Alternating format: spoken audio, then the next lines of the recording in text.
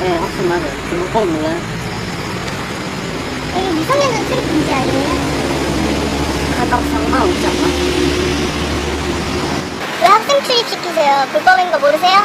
원래 이 동네가 다 그래요. 다른 데 가보시라니까. 제2회 청소년 사회참여부대 시청자 여러분, 안녕하십니까. 그것이 알고 싶다의 이수연입니다.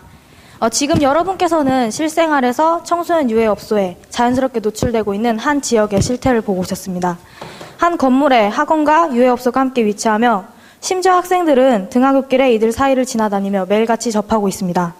이 지역의 정확한 실태와 그 해결책을 알아보도록 하겠습니다.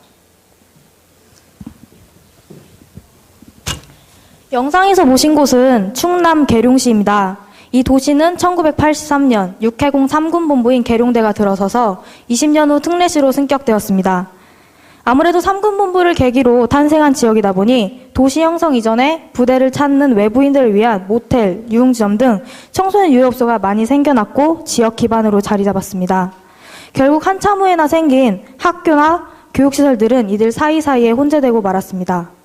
이 지역 청소년들은 자연스럽게 등하굣길이나 학원가에서 쉽게 이들을 접할 수 있게 됐습니다. 대한민국의 충청남도 중에서도 아주 작은 모퉁이를 차지한 계룡시는 바로 이 일부 지역에만 학교가 몰려 있는데요. 이 학교 등굣길을 따라 모텔촌이 형성되어 있습니다. 이것이 바로 그 모습입니다. 바로 이곳이 용남고등학교 주변 모텔 밀집 지역으로 매일 등하굣길에 꼭 지나쳐야만 하는 도로 바로 옆에 형성되어 있습니다. 야간 자율학습을 하다가 창문으로 고개를 돌리면 바로 번쩍이는 네온사인의 모텔촌을 볼 수 있습니다. 계룡고등학교 주변 역시 모텔촌을 형성하고 있으며 특히나 아파트 단지와 대형마트 바로 옆에 형성되어 있어 학생들이 너무나 쉽게 매일같이 접하고 있습니다. 또한 교육시설과 유해업소가 같은 건물에 혼재되어 있습니다. 교회, 영어학원, 수학학원, 독서실이 직업 여성이 활동하는 단란주점과 함께 버젓이 위치해 있는 것이 다반사입니다. 그래서 학원이나 독서실을 그 내부까지 보이는 단란주점을 지나쳐 가야 하는 것은 물론 공부 중에 적나라한 단란주점 소리를 들어야 합니다. 한 단란주점은 아주 커다란 간판에 번쩍이는 색으로 야한 사진을 턱하니 걸어 놓았습니다. 심지어는 길거리를 가다가 야하게 옷을 입은 직업 여성분들을 만납니다. 길거리엔 땡땡땡 아가씨 상륙이니 뭐니 하는 커다란 현수막도 걸려 있고요. 정말 눈이 찌푸려집니다. 이렇게 자연스럽게 접한 유해업소로 인해 접근성이 쉬운 성인 문화에 무뎌지고 직접 경험하게 되는 일도 적지 않죠. 저희 주변만 해도 그렇습니다. 쉽게 친구들과 모텔방을 잡아서 하루 종일 술을 마십니다. 그 안에서 담배를 핀다든지 하는 다른 나쁜 것들이 같이 일어나는 것도 물론이고요. 게다가 이제는 대놓고 고등학생 커플 몇 쌍이 모텔 앞에 줄지어 서 있습니다. 이 지역 청소년들에게 성인 문화는 일탈이 아닌 일상이 되고 있습니다. 그래서 저희 아이팟에서는 이러한 실태를 해결하기 위해 청소년 유해업소로부터 청소년을 보호하기 위한 현재의 정책이 무엇이 있는지 조사해보았습니다. 저희가 중심적으로 알아본 정책에는 두 가지가 있습니다. 첫째로 2008년 8월 4일에 시행된 학교보건법 학교환경위생정화구역에 대한 법률입니다. 학교 교문으로부터 50m 이내 지역을 절대 정화구역, 200m 이내를 상대 정화구역이라고 지정해서 음주 가무가 허용되는 유흥업소, 숙박시설, 당구장, PC방, 성인용품 판매점과 같은 청소년 유해업소를 이들 구역 내에서 제한하는 법률입니다. 물론 학교와 유해업소와의 거리를 두는데 분명 효과적인 법임은 확실합니다. 하지만 학생들은 매일 학교로 등하교해야만 합니다. 학교로부터 200m를 훨씬 넘는 거리의 등하굣길은 어떻게만 할까요? 등하굣길에 저희가 보고 듣는 유해업소는 어떻게만 할까요? 또 방과 후 학원 입구에 있는 단란주점과 야한 간판들, 그리고 직업 여성분들은 어떻게 하면 할까요? 특히나 저 같은 남학생들에게는 이런 것들이 충분히 자극적이고 호기심을 유발할 수 있습니다. 학생들은 여전히 유해업소로부터 공격받고 있습니다. 이렇게 현행 법안은 두루뭉술하게 직선거리라는 수치적 제한으로 그치고 있습니다. 결국 실질적으로 청소년을 유해업소로부터 보호하지 못하고 있고 수박 겉핥기식 법으로 전락하고 있습니다. 두 번째로 여성가족부에서 청소년 유해환경 감시단을 운영하고 있습니다. 청소년 유해환경 감시단은 청소년을 유해환경으로부터 보호하고 각종 청소년 유해환경 정화를 위한 감시, 고발 활동을 하고 있는 단체입니다. 특히 유해업소가 청소년 출입을 허가하는지, 청소년을 고용하는지를 감시하고 하고 청소년 출입 고용을 금지하는 표시를 해뒀는지 등 주로 하나하나의 사례에 중점적인 비중을 두고 있습니다.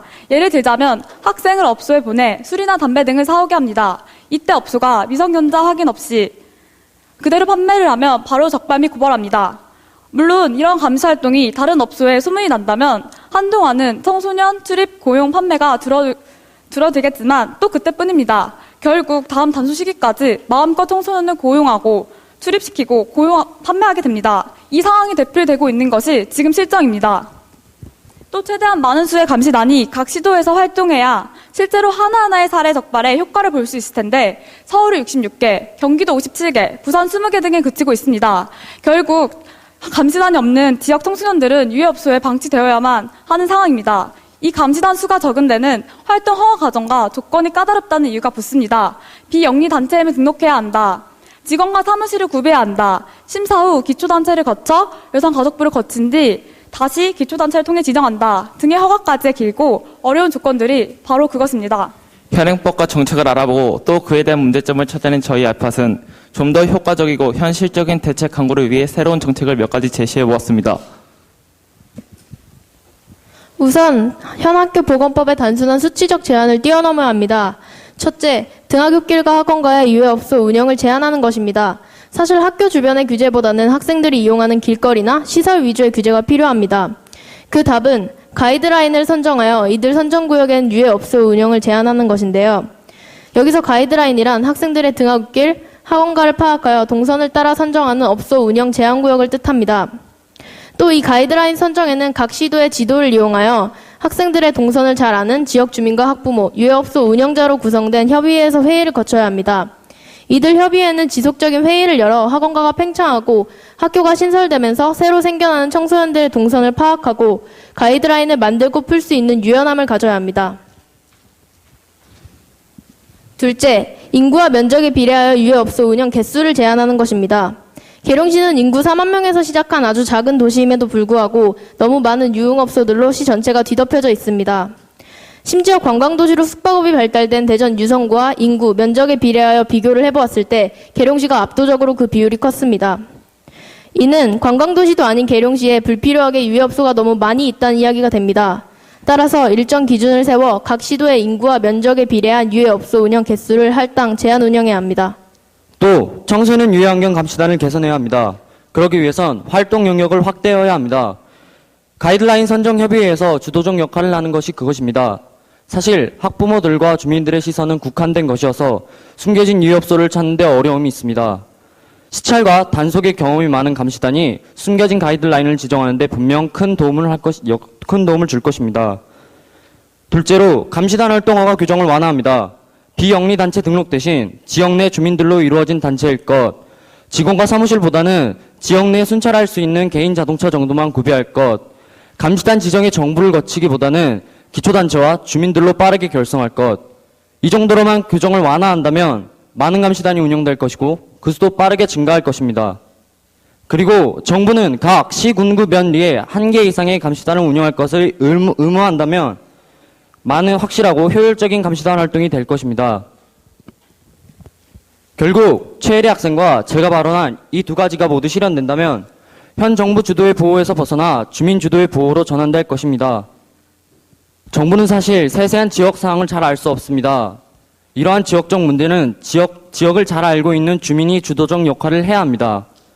이것이 실현되면 실질적이고 효율적 보호 활동을 할 수 있을 것입니다. 하지만 이러한 정책 제안에 그쳐서는 결코 실현될 수 없을 것입니다. 그래서 저희 아이팟에서는 실제로 실행 계획을 세우고 직접 활동에 나섰습니다. 실행 계획을 구체적으로 3단계로 나누어 보았습니다. 우선 시민단체와 주민들이 주도하여 캠페인 활동을 해야 합니다. 꾸준한 캠페인과 서명운동, 설문활동은 지역 주민들에게 청소년 유해업소에 대한 심각성을 상기시킬 수 있을 것입니다. 시민들의 인식은 시민들의 자발적인 단속 활성화로 이어질 것입니다. 다음 단계는 분명히 이 단계가 탄탄해야만 가능할 것입니다. 시민들의 참여는 실행계획 3단계 중 가장 중요한 부분입니다. 다음 단계는 각 기초단체의 조리 제정입니다.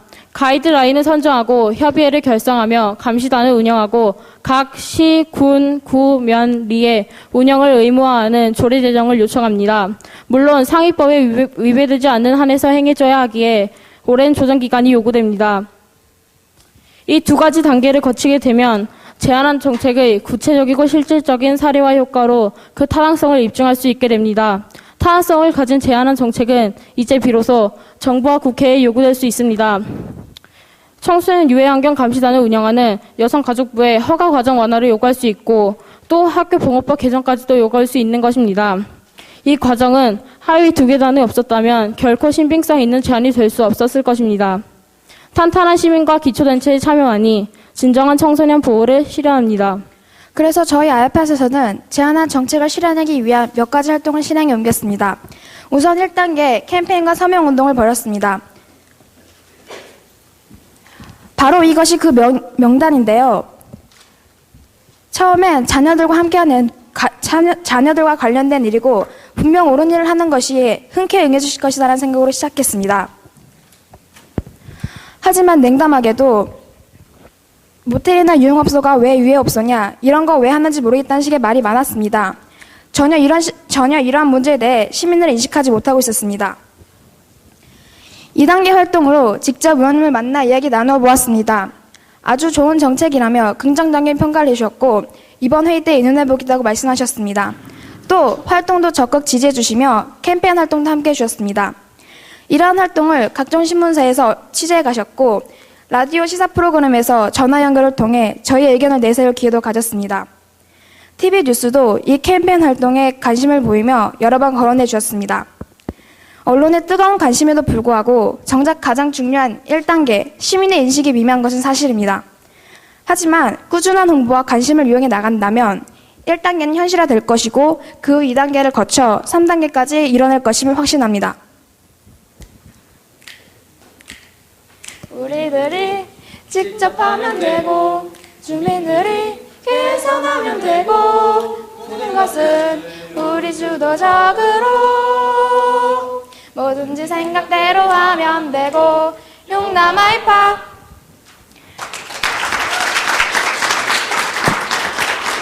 네, 제2회 청소년 사회참여부대 시청자 여러분 어떻게 보셨습니까? 부족한 현 정책을 고치고 더하여 실질적인 청소년 유해업소로부터의 청소년 보호를 이뤄내자는 내용이었습니다. 이러한 과정에는 시민의 활동이 가장 중요하다는 것이 또 강조점이었고요. 이러한 조사 활동과 정책 제안이 실행 계획을 통해 진짜 현실로 이루어질 때를 기대하겠습니다. 오늘의 그것이 알고 싶다는 여기까지입니다. 감사합니다.